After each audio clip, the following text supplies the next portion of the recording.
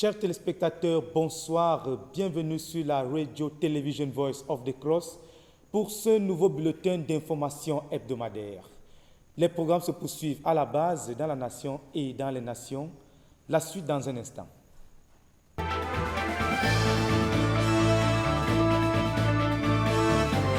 Au quartier général, l'Université mondiale de prière et de jeûne a organisé du jeudi 30 janvier au mercredi 5 février 2020 son premier cours sur la prière pour le compte de cette année.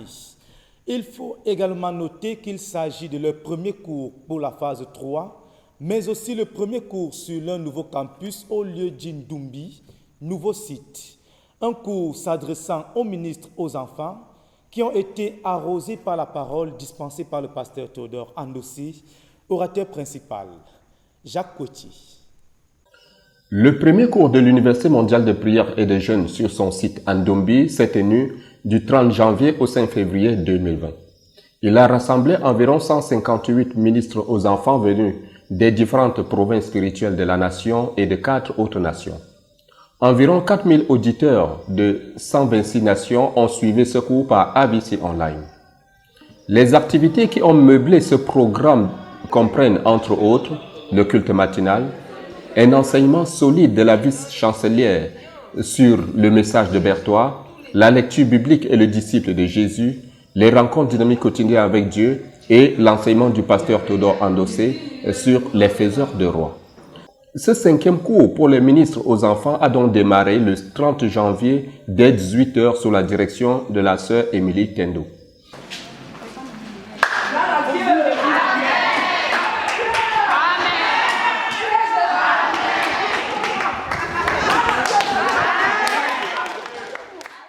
Plusieurs étant sur le site pour la première fois et pour le privilège d'être là, cette rencontre de prise de contact va se transformer rapidement en un moment de louange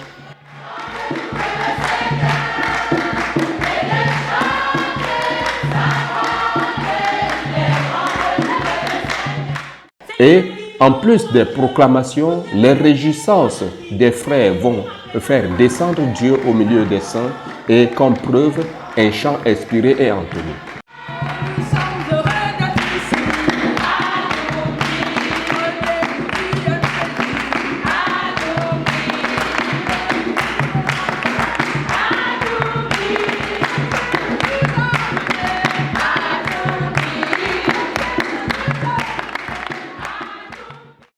La vice-chancelière de cette institution a pris un temps assez long pour ramener les étudiants au message de Berthois, car selon elle, c'est un héritage que le frère Jacques nous a légué. Le contenu de ce message constitue les disciplines de la vie du frère Jacques pour devenir ce qu'il est devenu. C'est aussi le moyen pratique pour demeurer en Christ et imiter le frère Jacques. C'est Dieu nous enseignant le chemin que nous devons suivre. Pour ce qui est du disciple et la parole de Dieu, à partir du texte de référence de Esdras chapitre 7, versets 1 à 12, la sœur Émilie a insisté qu'un ministre aux enfants doit être dévoué à étudier et à mettre en pratique la parole de Dieu, comme les Lévites de ce passage, pour pouvoir produire au moins 17 générations de disciples.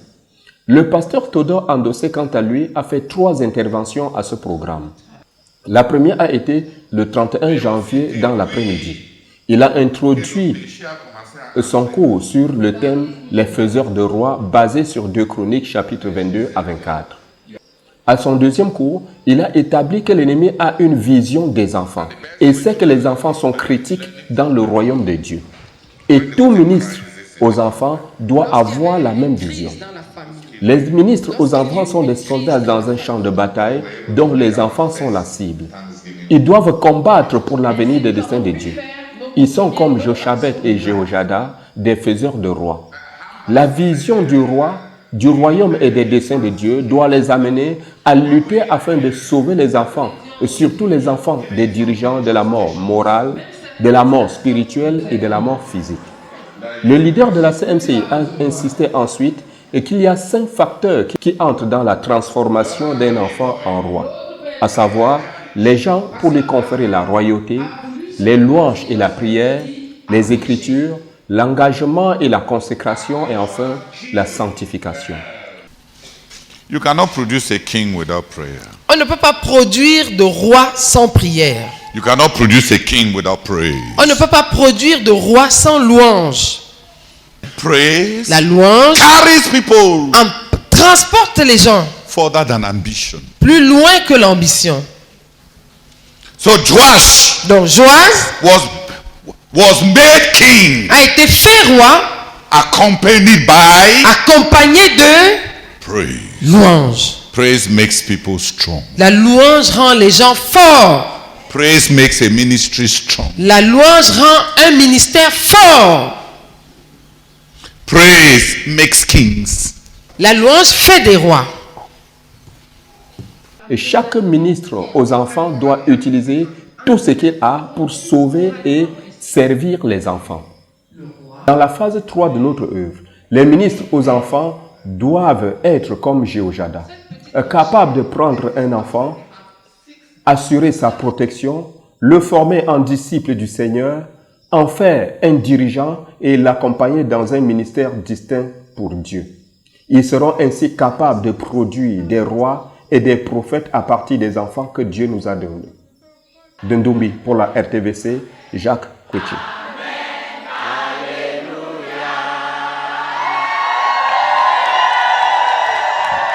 Le samedi 25 janvier 2020, le leader de l'œuvre, le pasteur Théodore Andossé, s'est rendu du côté de Yaoundé pour sa première réunion avec les dirigeants pour le compte de cette année.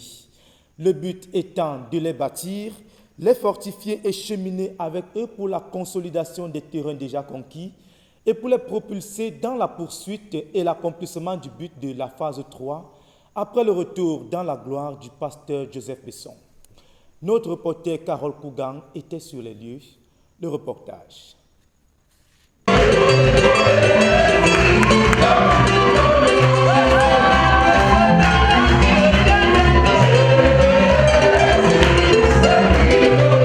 Samedi le 25 janvier 2020, le pasteur Théodore Andossé est parti de la croisade de prière de 120 jours qui a lieu au quartier général de la communauté missionnaire chrétienne internationale pour tenir sa promesse de rendre ministère aux dirigeants de l'église à Yaoundé, les bâtir, les fortifier et cheminer avec eux une fois chaque mois, au moins pendant 1 an, après le retour à la maison paternelle du pasteur Joseph Besson. Dans sa détermination à poursuivre l'œuvre du Seigneur, il est arrivé avec beaucoup de joie et d'enthousiasme. Et, commençant par l'entrée dans la gloire du frère Paul Bello, pasteur de la nation spirituelle de Garoua, le pasteur Théodore Andossé a posé la question aux dirigeants rassemblés de savoir s'il y a une bonne mort. La mort du Seigneur Jésus, a-t-il affirmé, était pénible pour ses disciples, mais c'était une bonne mort. Il a fait comprendre à l'auditoire que même après la mort, le ministère d'un homme peut continuer par la foi. Prenons l'exemple sur Abel dans le livre d'Hébreux, qui par la foi a reçu l'approbation de Dieu et qui parle encore quoique mort. L'écrivain du livre d'Hébreux pouvait encore l'entendre, et même après des millénaires après sa mort, il nous parle encore. Il y a certaines personnes, a dit le pasteur Théodore Andossé, dont la mort n'interrompt pas le ministère. Ces personnes ont mené une bonne vie et quand elles meurent, elles parlent. Revenant sur le pasteur Bello, il a mené une bonne vie. Il a vécu 7 années d'obéissance ininterrompue. Par la foi, il a rendu un service excellent à Dieu, qui a approuvé et béni son ministère avec beaucoup de fruits, beaucoup de joie et d'encouragement. En conséquence, pour ceux qui aiment notre vision et notre ministère, le frère Paul Bello et le pasteur Joseph Besson peuvent encore leur parler par la foi, car ils ont vécu à la satisfaction du cœur du Seigneur et leurs œuvres en rendent témoignage. Par la suite, le pasteur Théodore a fait un rappel de la dernière rencontre avec les dirigeants de l'église à Yaoundé, où nous avions vu à partir du livre de Jean chapitre 12 que la vie du pasteur Joseph Besson sera multipliée et non remplacée. Nous avons décidé, a-t-il rappelé, que la mort du frère Joe sera une multiplication du frère Joe et non un remplacement du frère Joe. Tout remplacement sera une perte parce que personne ne peut être en mesure de porter toutes ces responsabilités qui sont entre autres mari et père, vice-président du FRESAC, ministre assistant aîné du frère Théodore, directeur de RVC et bien d'autres. Ensuite, à partir du livre d'Éphésiens, le pasteur Théodore a rappelé la volonté de Dieu pour l'Église à Yaoundé telle que révélée au FRESAC. Il a spécifié que Dieu a une maquette pour chaque église et la maquette de Dieu pour l'église de Yaoundé est clairement connue. L'église de Yaoundé a toujours servi de base à notre ministère et de centre pour l'expansion. Yaoundé correspond au modèle de l'église d'Éphèse, qui est le modèle de base le plus complet dans la Bible, allant du livre des Actes des Apôtres qui montre les débuts de cette église, de l'épître aux Éphésiens dans lequel l'apôtre Paul énonce la vision de l'église d'Éphèse, des livres des 1 et 2 Timothée dans lesquels l'apôtre Paul prescrit le manuel de leadership pour une méga-église qui porte l'œuvre, et des 3 premiers chapitres d'Apocalypse qui montrent le fruit de l'Église tel qu'examiné par Dieu. Yaoundé devra atteindre 250 000 membres d'ici 3 ans. Par ailleurs, pour répondre aux nécessités ponctuelles de l'Église à Yaoundé, le pasteur Théodore a également constitué une équipe de coordination pour l'Église à Yaoundé constituée de 50 membres après avoir nommé un dirigeant pour la méga-église de Yaoundé. Il a donné des directives sur la gestion des autres centres en attendant les prochaines rencontres. Que la gloire revienne au Seigneur qui a amené le pasteur Théodore à montrer à l'église à Yaoundé et à notre ministère tout entier que dans la joie ou dans la peine, lorsque la volonté de Dieu est connue, elle doit être poursuivie et accomplie. La réunion a pris fin avec un merveilleux repas offert par une famille ouvrière du pasteur Théodore Andossé à Yaoundé et la joie pouvait se lire sur les visages des saints. De Yaoundé pour la RTVC, je suis Carole Kougan.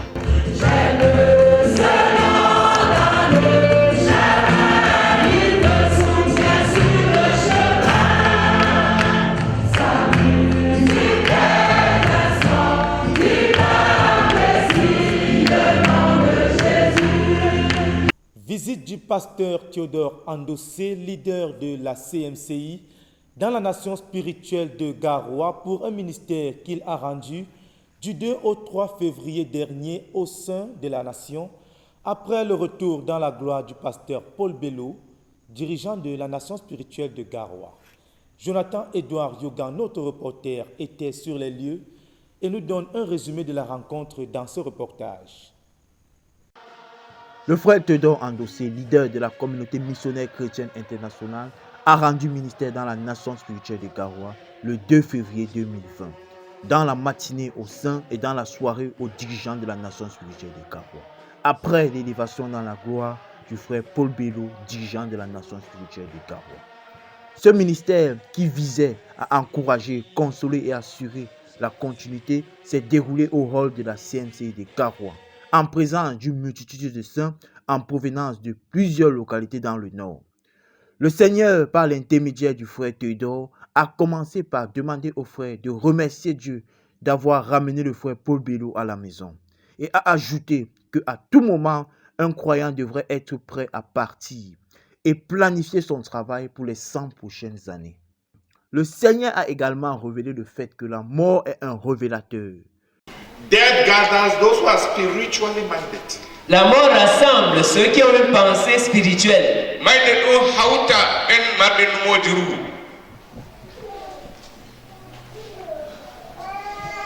Death is a revelator. La mort est un révélateur. Elle rassemble ceux qui ont un esprit spirituel et révélera le cœur de beaucoup dans la nation spirituelle des Garoua. Pour mieux l'expliquer, le Seigneur, à travers le frère Théodore, a utilisé l'exemple de Jésus-Christ. Le jour où le Seigneur Jésus-Christ devait monter au ciel, il y avait plus de 500 personnes présentes. Mais seulement 10 jours plus tard, à la réunion de prière, seulement 120 étaient présents. La mort rassemble, la mort disperse. La mort révélera votre cœur. Satan connaît le pouvoir de dispersion de la mort. C'est pourquoi les Écritures disent « Le berger sera frappé et les brebis se disperseront ». La mort rassemble ceux qui sont spirituels et disperse ceux qui sont égoïstes. Que la mort du frère Paul Bello rassemble pour nous de nombreux aigles. Ceci était le cri du frère Théodore et des saints de la nation spirituelle de Garoua ce jour. Le Seigneur a continué de nous révéler par son serviteur le frère Théodore Andossé qu'avant le départ de Jésus, il avait donné des instructions claires et que ceux qui l'avaient obéi immédiatement étaient les disciples désignés, les femmes qui étaient autour de lui et sa famille restreinte. Pourquoi les autres n'étaient-ils pas là? Ceux qui sont restés pour obéir sont ceux-là qui ont tout abandonné pour le Seigneur. Ils n'avaient nulle part où aller. Le Seigneur a également révélé le fait que le leadership spirituel est la capacité de prendre des initiatives. Quelqu'un doit parler et diriger les autres. Cela ne signifie pas qu'il est plus qualifié que les autres. Pierre n'était pas qualifié, mais il a vu que quelque chose devrait être fait. Il a pris l'initiative en réunissant les disciples. Le chef est celui qui endosse la responsabilité. Ce n'est pas une nomination, mais une émergence, un self-appointment. Lorsque tu es dirigeant coordonnateur à la suite d'un dirigeant primaire, tu dois travailler avec les autres.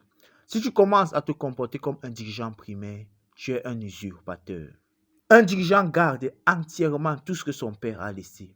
La facilité de retirer des gens parce qu'ils ne vous plaisent pas ou ne vous aiment pas dépeint le fait que vous n'êtes pas un leader. Quand un roi meurt, cela donne la possibilité à un fils de devenir roi. La mort du roi est de produire des rois. Un roi meurt, des rois naissent. Le frère Paul Bello est parti, qu'une multitude de Bello s'élève. Car comme précisé dans Jean 12, 24, si le grain de blé que l'on a jeté en terre ne meurt pas, il reste un grain unique. Mais s'il meurt, il porte du fruit en abondance. Le frère Théodore Andossé a terminé son ministère auprès des saints de l'église de Garoua en enseignant sur la place de la mort sur le chemin du croyant. Quand un croyant meurt, c'est une promotion. Car lorsque le Seigneur viendra, ce sont ceux qui sont morts les premiers qui ressusciteront pour rencontrer le Christ avant les vivants. La mort du croyant est un changement de position. Si la mort d'un croyant soulève de nombreuses questions dans le cœur, alors vous n'avez pas cru. Dans 1 Corinthiens 5, Paul dit que la mort du croyant change ses vêtements, change le corps terrestre pour porter le corps éternel. Dans la soirée, le frère Théodore Andossé a rassemblé tous les dirigeants afin de communiquer la pensée de Dieu sur la gestion de la nation spirituelle de Garoua. Ainsi, après avoir exhorté les saints dans Nombre 3, versets 5 à 37, le Seigneur, par le frère Théodore Andossé, a établi l'équipe dirigeante de la nation spirituelle de Garoua, avec une répartition minutieuse des tâches. Ceci nous accorda la grâce de voir déjà le début d'un vaste mouvement d'émergence des petits Bello dans notre ministère, qui vont se lever afin que le but de la phase 3 soit accompli dans les 3 prochaines années. Que le Dieu vivant soit exalté pour ses merveilles. Depuis Garoua pour RTVC, je suis Jonathan Yugan. Des bonnes nouvelles venant de la province spirituelle de Douala, avec la célébration le 12 janvier dernier des 20 ans d'existence de l'Assemblée chez Maman Jeannette Fongang de la famille Fatélé, avec au programme une campagne d'évangélisation qui a abouti au salut de 14 personnes. De plus, l'Église, depuis son retour de la Convention, est engagée dans la pénétration de nouvelles localités et de nouveaux quartiers. Et pour cela, on a déjà enregistré une campagne d'évangélisation de 3 jours dans la localité de Lendi, conduite par le pasteur Martin Fatélé, avec 366 participants et 77 convertis. Notez encore une sortie d'évangélisation d'une équipe de jeunes sous la direction du frère Cyril Mendo pour une expédition missionnaire de 2 semaines qui les a conduits à pénétrer le sud-ouest et le Mungo, enregistrant ainsi 41 localités parcourues, 14 nouvelles localités pénétrées, 91 maisons atteintes, 25 assemblées de maisons implantées, 231 personnes atteintes avec l'évangile et 73 convertis. En plus de cela, 254 traités ont été distribués. Également, une équipe constituée d'enseignants conduite par le frère Antoine Kala a également mené une expédition de localité en localité pour enseigner et restituer le message de la Convention. À présent, dans l'actualité internationale, avec en République démocratique du Congo, une retraite des dirigeants qui a eu lieu du 16 au 19 janvier dernier, conduit par le frère Jean-Baptiste Tiati, missionnaire numéro 1, basé à Lumumbashi. Le but étant de restituer les enseignements reçus à la convention, mais aussi à la concertation, et ensemble planifier la poursuite et l'accomplissement du but de la phase 3 en République démocratique du Congo, savoir 2 millions de disciples dans 40 000 églises de maison. Le reportage de Cynthia Siaka. Ils sont retournés en République démocratique du Congo le 7 janvier 2020 après leur séjour à Koumé pour la 3e convention mondiale de la CMCI. Les frères de la RDC ont tout de suite tenu une retraite des dirigeants et les missionnaires nationaux du 16 au 19 janvier avaient pour objectif non seulement de leur restituer ce qui s'est dit lors des conventions et concertations, mais aussi de lancer la phase 3 de l'œuvre en RDC. Thème de la retraite, être disciple de Jésus et faire des disciples de Jésus. Sous la direction du frère Jean-Baptiste Tsiassi, missionnaire numéro 1 en RDC et basé à Lubumbashi, la capitale, les frères ont élevé à Dieu des actions de grâce pour la nouvelle année, puis ont prié pour le leader, le pasteur Théodore Andossé, la croisade de 120 jours actuellement en cours à la base, le but de la phase 3 et les besoins personnels des saints et de l'Église, notamment pour l'acquisition de la parcelle de terrain où s'est tenue la retraite au quartier résidentiel Golf et les potentielles constructions.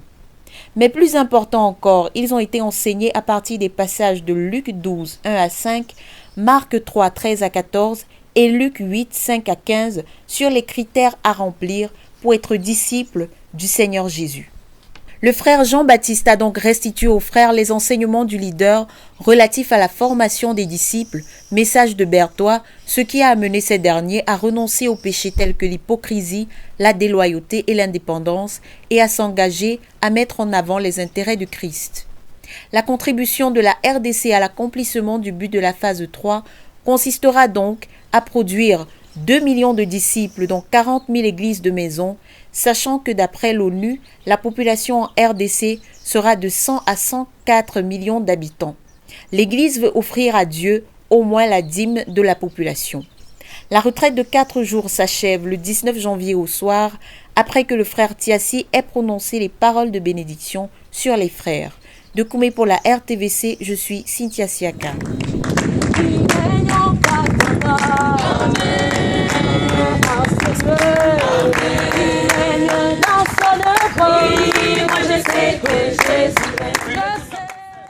Rendons-nous à présent du côté de la Côte d'Ivoire où la vie de l'Église est pleinement manifestée par une série de programmes depuis le début de cette année, programmes qui ont mobilisé des centaines de saints venus de plusieurs localités de la nation avec une retraite des dirigeants le 15 janvier sous le thème « La vie de Dieu », une retraite de prière des semeurs de l'église d'Abidjan et également une nuit de prière massive ayant mobilisé près de 366 saints conduits par le pasteur Boniface Meunier ayant porté divers fardeaux. Le reportage d'Arnaud Yebois depuis Abidjan. La vie de Dieu, c'est le thème développé par le pasteur Boniface Meunier, leader national de la communauté missionnaire chrétienne internationale de Côte d'Ivoire, tout au long de l'enseignement de ce mercredi 15 janvier 2020. Il a centré son message sur comment mener une vie qui plaise à Dieu. D'entre deux jeux, l'orateur a présenté Dieu comme étant le Dieu de multiples vertus, tout en définissant sa vie comme celle qui vient d'une intelligence renouvelée. Cette vie qui est l'émanation de son caractère, de sa sainteté, doit être impérativement menée par chaque croyant. Dans un style simple, clair et digeste, utilisant des anecdotes, des illustrations à bon escient, l'orateur a su traduire la pensée de Dieu. La vie de Christ. The life of Christ. La vie de Dieu. The life of God. La vie que le Saint-Esprit crée. The life that the Holy Spirit creates. La vie qui fait qu'on manifeste la patience. The life that makes us to manifest patience. Qu'on manifeste la douceur. That makes us to manifest kindness. Qu'on manifeste la persévérance. That makes us to manifest perseverance. Dans les épreuves. In trials. Dans l'adversité. In adversity. Cette vie-là. That life. Dieu veut que tous ses enfants la manifestent. God wants each of his children to manifest it. La concentration et l'attention étaient de mise dans la salle. Les dirigeants ont pris note de chaque parole proclamée par l'orateur. Et c'est dans cette atmosphère, ayant bien saisi le fardeau de Dieu cette nuit, les dirigeants ont répondu au message par la prière pour traduire leur engagement à dire oui à la vie de Dieu. En définitive, si la vie de Dieu est menée, alors c'est l'Église qui gagne et la vie chrétienne sera encore plus aisée. Les participants satisfaits sont rentrés avec la pensée de vivre désormais cette vie. La vie qui attire la gloire de Dieu. En fait, le fait de vivre une vie, la vie de Dieu qui attire la gloire de Dieu. Vraiment, cette vérité-là m'a béni. Et je rentre avec ça. Je rentre travailler pour m'établir dans cette vérité.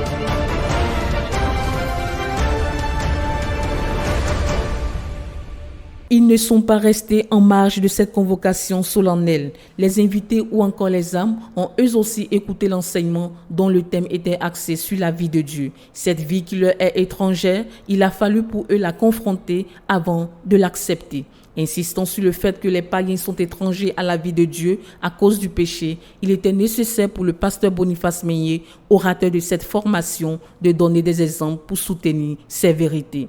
Si tu n'as pas Jésus, if you don't have Jesus, tu es mort. You are dead. Mais nous allons te donner la possibilité de sortir vivant. But we are going to give you the possibility to go out alive. En invitant Jésus dans ta vie. By inviting Jesus into your life. On a vu que ça commence quand Jésus entre dans l'homme. We saw that it begins when Jesus comes into a man. Son esprit produit cette vie-là. His spirit produces that life. Immanquablement touché par ces paroles remplies de force et de sagesse, sous l'invitation de l'orateur, près de 50 personnes ont donné leur vie au Seigneur Jésus-Christ.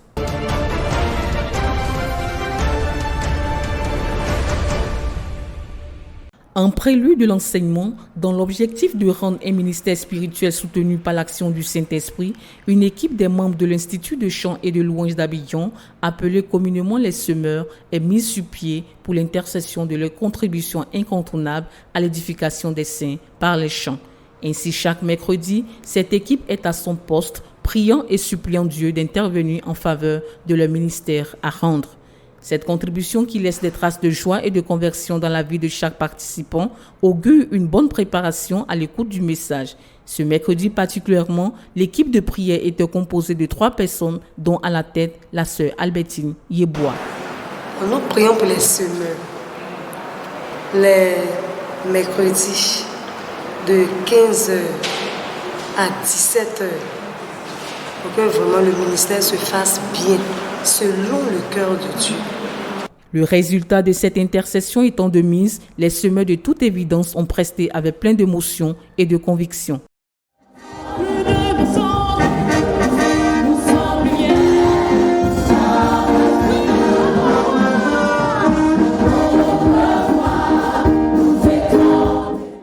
Satisfaits du ministère rendu au corps de Christ, ils ont exprimé leur reconnaissance à Dieu. J'ai autant dit merci au Seigneur qui a été avec nous pendant la prestation des Seigneurs.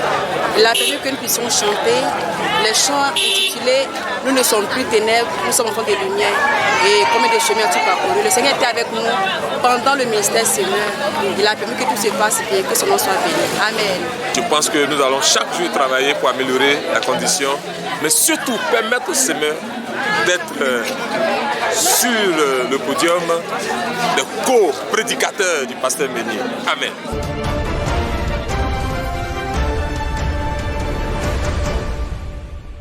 Comme l'eunuque éthiopien, assoiffé d'entendre la parole de Dieu, les frères de la région du Sud Komoué parcourent 117 km de route chaque mercredi en vue de suivre les cours de formation des dirigeants spirituels. C'est aux abords d'un mini-car aux effigies de la CMC que la plupart des frères de cette délégation se rendent au siège de la dite communauté pour obéir au modèle des premiers chrétiens qui persévéraient dans l'enseignement des apôtres.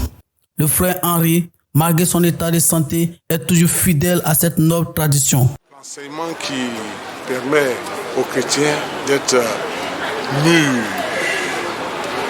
d'avoir un enseignement pour affermir sa foi et sa relation personnelle avec Dieu Seigneur Jésus-Christ de Nazareth. Le pasteur Théo Bernard, dirigeant principal de cette localité, a été profondément béni par cette section du 15 janvier 2020 où l'orateur a enseigné sur le thème « La vie de Dieu ».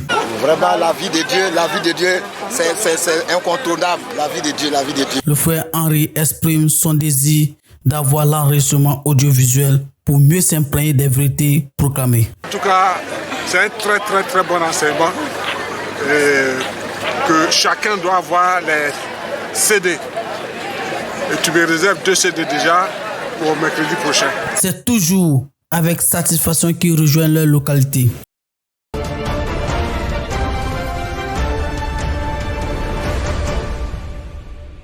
Veillez et priez nous recommande la parole de Dieu.